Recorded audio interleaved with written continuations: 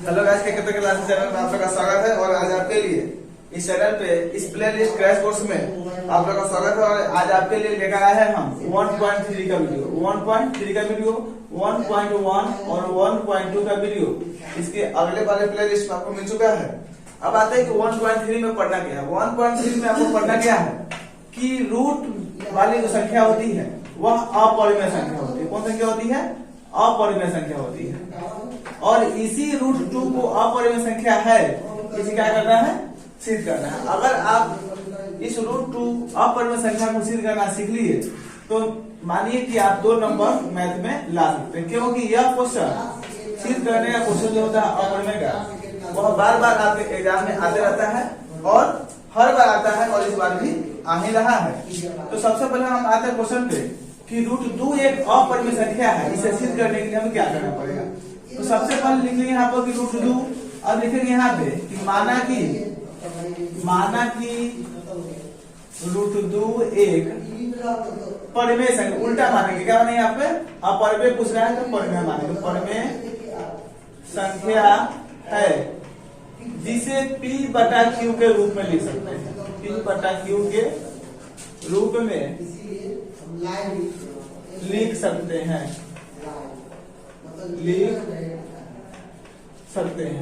कहने का मतलब है कि अगर यहाँ पे बोलते हैं परिमेय संख्या है तो जो कोई भी परिमेय संख्या होता है उसको P/Q के रूप में लिखते हैं।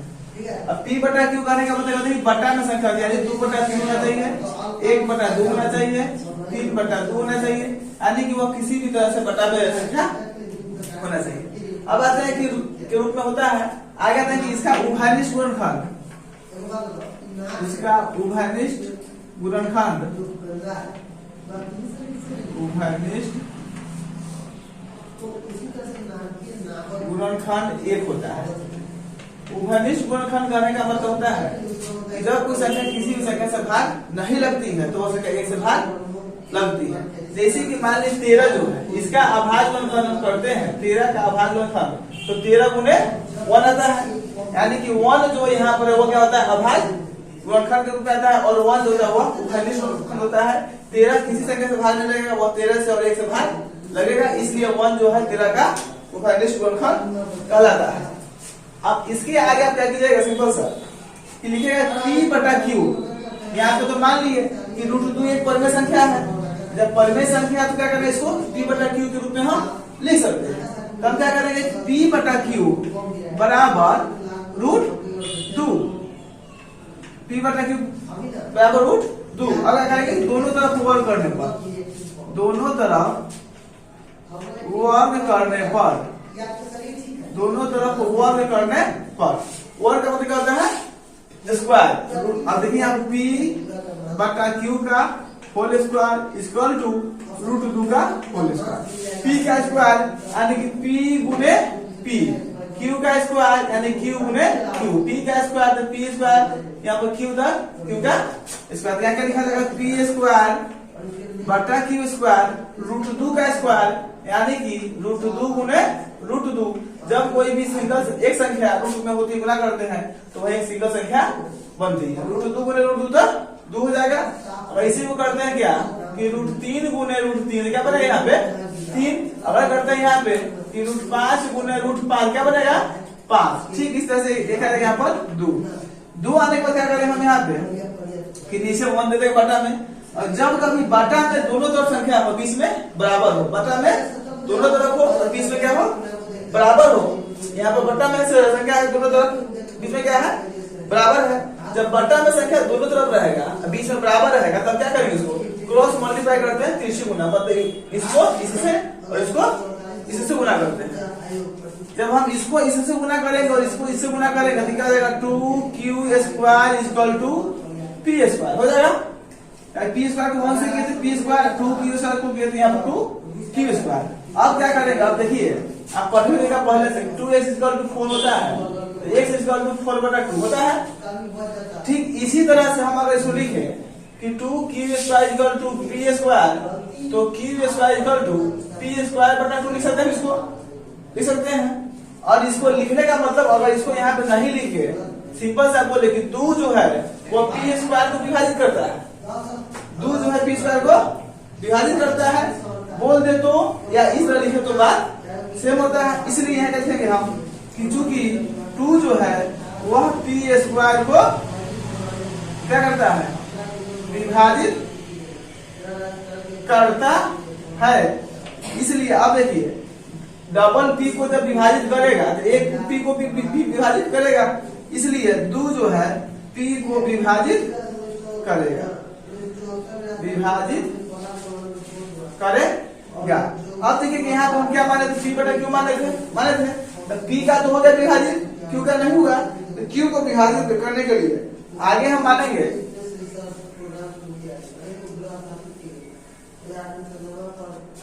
हम क्या यहाँ पे कि माना कि P बराबर 2R, P बराबर 2R। यहाँ क्या करेंगे, दोनों तरफ वर्ग करने पर वर्ग करेंगे तो P का स्क्वायर 2 का 2R का स्क्वायर, P से कितना हो जाएगा यहाँ पर P स्क्वायर 2 का स्क्वायर यानी 2R गुने 2R तो 2 गुना 4R स्क्वायर। अब देखिए यहाँ पे लिखिए P square equal to 4R square.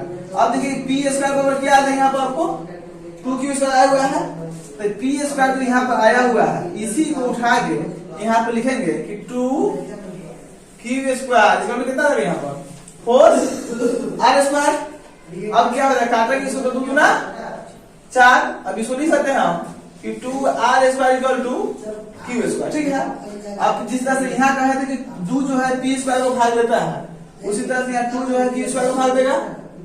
क्या लिखेंगे यहाँ पर, चूंकि 2Q स्क्वायर को विभाजित करता है, क्या करता है, विभाजित करता है, इसलिए 2 जो है वह Q को भी विभाजित करेगा। अब देखिए आपने क्या माना था कि P बटा Q कौन है, परिमेय संख्या है, P बटा Q का उभयनिष्ठ गुणनखंड कौन होगा, 1 होगा, यानी P बटा Q किसी से भाग नहीं लगेगा तो वह 1 से भाग लगेगा। जब ई वाला 1 से भाग लगेगा तो ई वाला क्या होगा, √2 परिमेय संख्या होगा। लेकिन आप बताइए कि P जो भाग लगा यहाँ किससे भाग लगा, 2 से भाग लगा, 2 से भाग लगा ना, यहाँ पर Q जो है किससे भाग लगा, 2 से भाग लगा, यानी Q का उभयनिष्ठ गुणनखंड कितना आया, 2 आया, P का उभयनिष्ठ गुणनखंड कितना आया, 2 आया। लेकिन आप कितना लिखा यहाँ पर कि P बटा Q के उभयनिष्ठ गुणनखंड कितना होगा, 1, जबकि यहाँ पे √2 एक परिमेय संख्या है। तो ये जो बात लिखे यहाँ से यहाँ तक गलत हो गया आपका। यहाँ क्या लिखेंगे, हम जानते हैं कि P बटा Q का उभयनिष्ठ गुणनखंड कितना होता है, 1 होता है, परंतु हमें ऐसा प्राप्त नहीं हुआ,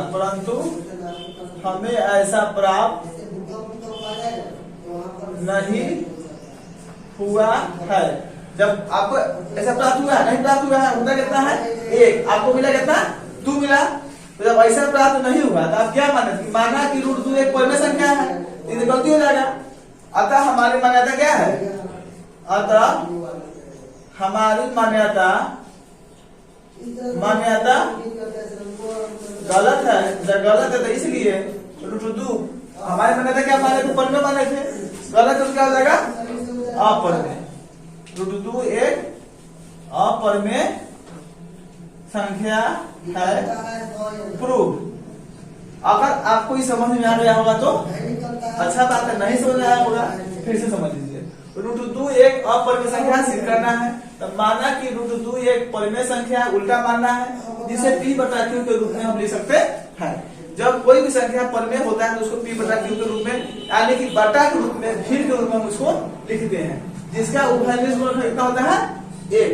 तो P बटा Q बराबर √2, तो √2 को यहाँ क्या लिखेंगे, दोनों तरफ वर्ग करने पर। जब दोनों तरफ वर्ग करेंगे तो P बटा Q बराबर √2। अब इसको करेंगे P का स्क्वायर Q का स्क्वायर, √2 का स्क्वायर 2 होता है बटा 1, थोड़ा सा मल्टीप्लाई करेंगे तो 2Q square equal to P square. अब क्या होगा कि यहाँ पर Q को छाट देंगे, 2 को नीचे ले जाएंगे, 2 जो होगा P स्क्वायर को विभाजित करेगा, इसलिए 2 P को भी विभाजित करेगा। P विभाजित हो गया, बचा मेरा Q, फिर मानेंगे P इक्वल टू 2R। तो दोनों तरफ वर्ग करने पर P square equal to 2r का स्क्वायर। तो p स्क्वायर दुगुना 4r स्क्वायर। p स्क्वायर का मान कितना आएगा यहाँ पर 2q स्क्वायर लिखेंगे, यहाँ पर 2q square equal to 4r square. 2 गुना 4 कर जाएगा 2r square equal to q square. 2 जो है q स्क्वायर को विभाजित करता है, इसलिए 2q को भी विभाजित करेगा। उसका क्या लिखेंगे, हम जानते हैं कि p बटा q का उभयनिष्ठ गुणनफल 1 होता है। इसको यहीं से लेके यहाँ तक लिख लेना है, परंतु हमें ऐसा प्राप्त नहीं हुआ है, हमको 2 प्राप्त हुआ है। जब 2 प्राप्त हुआ तो अतः हमारी मान्यता गलत है। क्या है, हम क्या माने थे, परमेय माने थे। और जब गलत होगा तो √2 क्या हो जाएगा, अपवर्ग संख्या 2 हो जाएगा। इस तरह से यह आपका 1.3 का पहला क्वेश्चन का वीडियो रहा। और इसी तरीका से आप अगला क्वेश्चन √5, √7, √11 और √3 बनाइएगा, आपसे बनेगा। और अगले टाइम में हम अभी आएंगे यहाँ पे 3 + 2 √5, 7 बटा √2, 6 + √2, इस तरह के सारे क्वेश्चन को अभी हल करेंगे। इसको आप नोट करना चाहते हैं तो नोट कर सकते हैं वीडियो को। आते हैं अगले क्वेश्चन की ओर।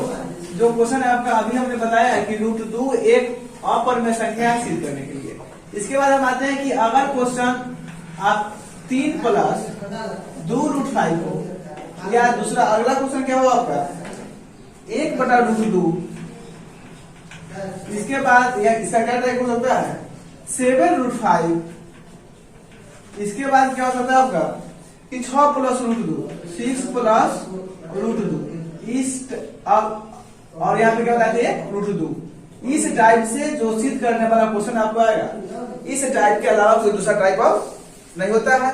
अगर आपको क्वेश्चन पूछे जाते हैं तो 1, 2, 3, 4, 5 यह टाइप हो चुका है। अब आते हैं हम 3 + 2 √5 पर। क्या करना है, ऊपर जो लिखने का क्रम है उसी तरह लिखेंगे कि माना कि 3 + 2 √5 एक संख्या है, एक परमेय संख्या। क्या मानना है, यहाँ पर उल्टा मानना है, परमेय संख्या है जिसके p बटा q के रूप में लिख सकते हैं। आप लोग साथ साथ लिखते चलिए, p बटा q के रूप में लिख सकते हैं, रूप में लिख सकते हैं,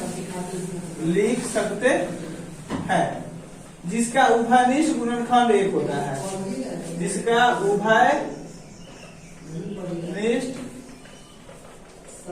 गुणनखंड 1 होता है। अब देखिए यहाँ तक तो √2 वाले में भी हम लोग लिखे थे। अब क्या आता है अगले कि इतना चीज अगर कोई भी संख्या आता है √2 को रूट में सिद्ध करने वाला कि वह अपरिमेय संख्या है, तो इतना बात आपको लिखना ही पड़ेगा। इसमें याद करने की जरूरत नहीं है, सिंपल सा मानना है कि यहाँ जो संख्या होगा वह उल्टा मान लेना। पूछेगा क्या अपरिमेय, हमको क्या माना है, यहाँ पर परिमेय मानना है। जब भी परिमेय होगा तो p बटा q के रूप में होगा और उसका उभयनिष्ठ गुणनफल कितना होगा 1 होगा। इतना सारी बात लिखना है। लेकिन इसके आगे चेंज क्या करना है कि p बटा q इक्वल टू 3 + 2 √5। आगे भी मानते थे कि 3 बटा q इक्वल टू √2 बोले थे, तो यहाँ पर भी बराबर में मान लेते हैं। अपन में देखेगा पहले p बटा q इक्वल टू 3 + 2 √5 लिख दिए। अब क्या करना है, यहाँ से वर्ग करने का काम खत्म हो जाता है। अगर इस चारों टाइप पूछता है आपको, यहाँ से यहाँ तक इस चारों टाइप में से किसी टाइप का क्वेश्चन पूछता है तो वर्ग करने की जरूरत नहीं है और यह लंबा नहीं जाता है। अब क्या करेंगे, सिंपल सा p बटा q। ध्यान देंगे यहाँ पे ये 3 जो है किसी में प्लस में है, 3 क्या प्लस है, तो इस साइड में आएगा क्या हो जाएगा माइनस में, -3 इक्वल टू 2 √5। को दिक्कत इसमें। अब क्या करेंगे, इसको भिन्न का जोड़ कर देंगे, भिन्न का घटाव है तो घटाव कर देंगे। q से q को भाग देंगे तो 1 आएगा, q को q से भाग देंगे तो 1 आएगा। 1 आता है तो ऊपर वाला से क्या करते हैं हम गुना करते हैं, तो p1 जा p माइनस 1 को q से गुना करेंगे तो कितना आएगा, q आएगा। 3 से गुना करेंगे तो कितना आएगा 3q। तो दिक्कत यहाँ था 2 √5। जब 3p - 3q बटा q बराबर 2 √5। अब क्या करेंगे यहाँ पर कि p बटा 3q, यहाँ पर क्या है q है, q का q लिखिए। अब देखिए यहाँ पर 2 है, 2 गुना में है तो नीचे आ जाएगा भाग में, यानी कि 2q इक्वल टू √5। अब बताइए कि p - 3q बटा 2q कौन संख्या है, परमेय संख्या है कारण कि बटा में है, लेकिन रूट 5 कौन सा क्या है? अपरमेय संख्या है। तो इसी को सिंपल सा लिख देना है कि चूंकि p माइनस 3q बटा 2q एक परमेय संख्या, कौन सा क्या है? परमेय संख्या है। परंतु क्या? परंतु रूट 5 कौन सा क्या है? रूट 5 है अपरमेय संख्या है। इसलिए क्या हो जाएगा कि 3 प्लस 2 रूट 5 कौन सा क्या हो जाएगा? एक अपरमेय संख्या है। ये प्रूव हो गया। सिंपल सा। अगर इस चारों टाइप में से कोई टाइप आता है तो आपके लिए बहुत ही बेहतरीन होगा, क्योंकि इसे बनाने में ज्यादा समय नहीं लगता है। अगला क्वेश्चन लिखेगा कि 1 बटा रूट 2, 1 बटा रूट 2 को हम किस तरह से बनाते हैं? 1 बटा रूट 2 क्वेश्चन नंबर 3 है, तो 1 बटा रूट 2 लिखने का काम क्या करेंगे? हम यही करेंगे इसमें भी। ध्यान देगा बोर्ड पर बोले कि लिखने का काम क्या करेंगे? इसमें भी यही काम करेंगे। केवल यहाँ पर 3 प्लस 2 रूट 5 है, तो यहाँ पर क्या मान लेंगे हम? इसके जगह पर 1 बटा रूट 2 मानेंगे और कोई इसमें परिवर्तन नहीं होगा। फिर लिखेंगे क्या कि p बटा q इक्वल टू 1 बटा रूट 2। अब हमने पहले ही बोला कि अगर सिंगल संख्या रहेगा रूट में तो उसका वर्ग करेंगे, आगे बढ़ेगा। अगर सिंगल नहीं है, जोड़ घटा गुना भाग के साथ में है, तो हम इसको वर्ग करने की जरूरत नहीं है। अब देखिए, पहले बताए थे कि जब बटा के दोनों तरफ रहेगा, बीच में बराबर रहेगा, तो क्या करेंगे हम? Cross multiply. तो क्रॉस मल्टीप्लाई, इसको इससे गुना, इसको इससे गुना, इसको इससे गुना करके क्या हो जाएगा? रूट 2p बराबर क्या? q। फिर अगर यहाँ पर रूट 2 को निकाल लेते हैं तो q बटा क्या हो जाएगा? p हो जाएगा। अब फिर बताइए आप कि q बटा p कौन सा क्या हो गया? परमेय संख्या हो गया, बटा हो गया। रूट 2 क्या हो गया? अपरमेय संख्या हो गया। इसको लिख देंगे चूंकि q बटा p एक परमेय संख्या है, एक परमेय संख्या है, परंतु कौन सा क्या नहीं है? रूट 2 कौन सा क्या है? अपरमेय संख्या है, अपरमेय संख्या है। इसलिए 1 बटा रूट 2 एक अपरमेय संख्या है। कौन सा क्या है? अपरमेय संख्या है। प्रूफ। ठीक है। अब कौन समझा आपको? 7 रूट 5 और 6 प्लस रूट 2। पहले इसको लिख लीजिए, फिर आपको बताया जाता है। अगले क्वेश्चन आते क्या कि 1 बटा रूट 2 क्वेश्चन हो गया आपका। अगला क्वेश्चन क्या है? 7 रूट 5। अब देखिए 7 रूट 5 क्या करना है आपको कि ऊपर वाला सब चीज को उसी तरह लिखना है, और करना क्या है यहाँ पे?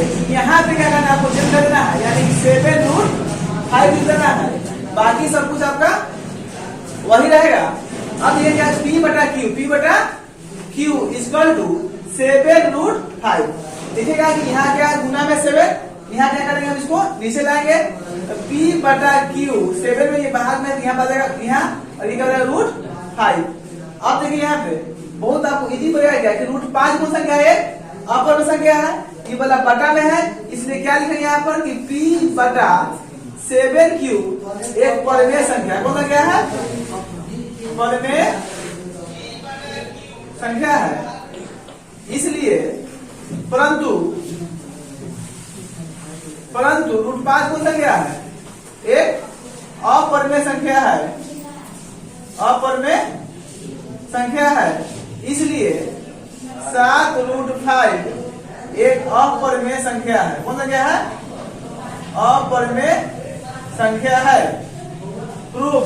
और इस तरह से 1.3 जो है यह आपका क्वेश्चन खत्म होता है, यह चैप्टर खत्म होता है।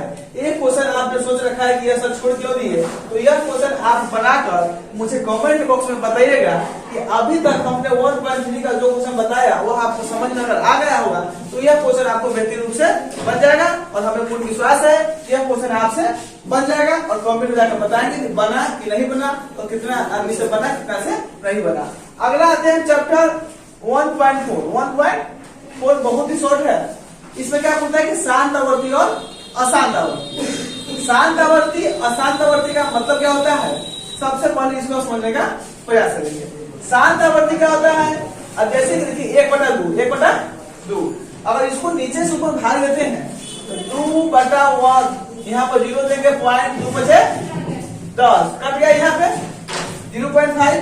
लेकिन अगर 1/3 देते हैं तो 3 को भाग दीजिएगा 0.0, यहाँ पर दीजिए 10, 3 दिया 9, 1 फिर दीजिए 3 दिया 9, 1 फिर 3 दिया 9, नहीं करेगा।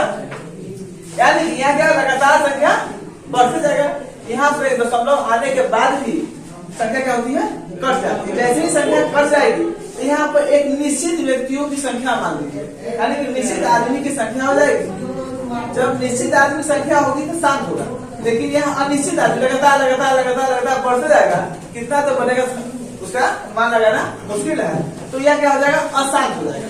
लेकिन इस तरह से आपके क्वेश्चन में क्या बोल रहा है कि बिना लंबी विभाजन प्रक्रिया के द्वारा बताए कि दिए गई संख्या जो है वह शांत संख्या है या अशांत संख्या है। ठीक है, तो सबसे पहले क्या कीजिएगा, अगर कोई भी संख्या दिया हुआ है, जैसे मान लीजिए कि 5/15 दिया हुआ, ठीक है, इसमें करना क्या है कि सबसे पहले दी गई संख्या का सबसे पहले दी गई संख्या को सरल कर, क्या करना, इसको सरल करने का मतलब इसको छोटा करना।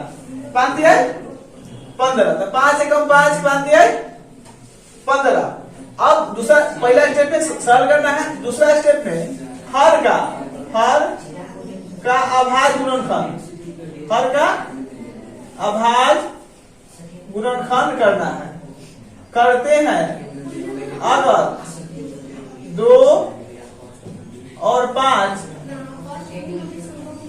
या केवल 2 या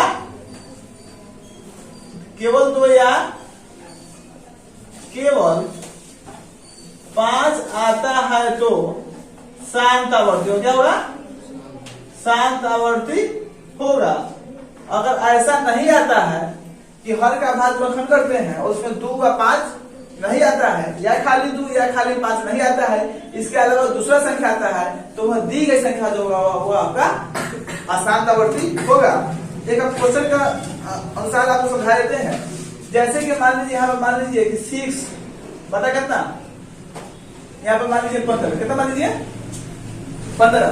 अब आप नीचे क्या कीजिएगा, सबसे पहला बात, अगर सीधे आपने अभी तो यही पढ़ा होगा, जहां का एरिया पढ़ा होगा पढ़ेगा तो आपको पहले स्टेप नहीं बताएगा और सेकंड स्टेप बताया होगा कि अभाज्य गुणनखंड करेंगे हम, और उसमें 2 5 अगर आ जाता है, यानी कि 2 एवं 5 के रूप का होता है, तो वह दिया गया संख्या क्या होगा, शांत होगा। लेकिन ऐसा करने से क्या होगा, एग्जाम में आपको गलत हो जाएगा। कैसे, देखिए, अगर इस स्टेप पर तो चलते हैं तो 15 आंसर क्या हुआ है, 15 का हम गुणनखंड करेंगे, कितना 3 बचा 15, यहाँ 3 आ गया। अगर इसी को लिखते हैं हम यहाँ पर 2/15, 2/15। अब इसको भाग दिया तो देखिए कि यहाँ पर क्या 15 कितना हो जाएगा, 3 गुने 5। हमको नीचे से ही मतलब है, किसे मतलब, हमको नीचे से ही मतलब है। यहाँ लिखा है हर का भाग गुणनखंड करें 2 5 आएगा, या केवल 5 आएगा तो शांत होगा। इसके अलावा कोई संख्या आएगा तो वह अशांत संख्या होगी। अगर होगी 3/5, 3 गुने 5 और 3 गुने 5, दोनों का 3 गुने 5 है। अब बताइए, तो 3 गुने 5 या 3 संख्या आ गया, 3 वाला कौन संख्या हो जाएगा, आसान हो जाएगा। तो बोलेगा सर ये भी तो अशांत होगा, ये भी क्या होगा, अशांत होगा। लेकिन ऐसा नहीं, ऐसा कारण कि पहला स्टेप आप छोड़ दिए, क्या करें, इसको सरल करना, छोटा करना है। तो 3 दूना 6 व 3 बचे 15, तो यहाँ 5 आ गया। जैसे ही 5 आता है, लिखा हुआ केवल 5 आता है तो वह शांत आवर्ती होगा। अगर यहाँ पर क्या है, 3 5 गुना, लेकिन सब होने वाला है, नहीं होने वाला है। तो एग्जाम में ऐसे ही क्वेश्चन पूछे जाते हैं जिसमें आपको फंसाया जा सके। इसके लिए पहला स्टेप हमने बता दिया है कि सबसे पहले दी गई संख्या को क्या करना है, सरल करना है। दूसरा स्टेप में हर का अभाज्य गुणनखंड करना है। अगर 2 5 या केवल 5 आता है तो दी गई संख्या शांत आवर्ती का होगा, और नहीं आता है तो वह अशांत आवर्ती का होगा। यह आपका ऑब्जेक्टिव में मस्त रूप से पूछा जाता है। अगर आप इस चैनल पर नए हैं तो चैनल को सब्सक्राइब करें, वीडियो को लाइक करें, कमेंट करें और ज्यादा से ज्यादा शेयर करें। और आपसे विनती करते हैं कि आप इस चैनल पर लगातार सफर तक बने रहते हैं, एग्जाम तक बने रहते हैं। तो मेरे द्वारा पढ़ाए गए क्वेश्चन एग्जाम में आए हैं अभी तक और आने ही वाले हैं। आपको नहीं विश्वास है तो हमने जो बनाना कहा है उसको जाकर देखें, और फिर मॉडल सेट के क्वेश्चन को जाकर देखें। सेम क्वेश्चन नहीं मिलता है तो फिर कमेंट में जाकर बताएं। तब तक के लिए विदाई, जय हिंद जय भारत।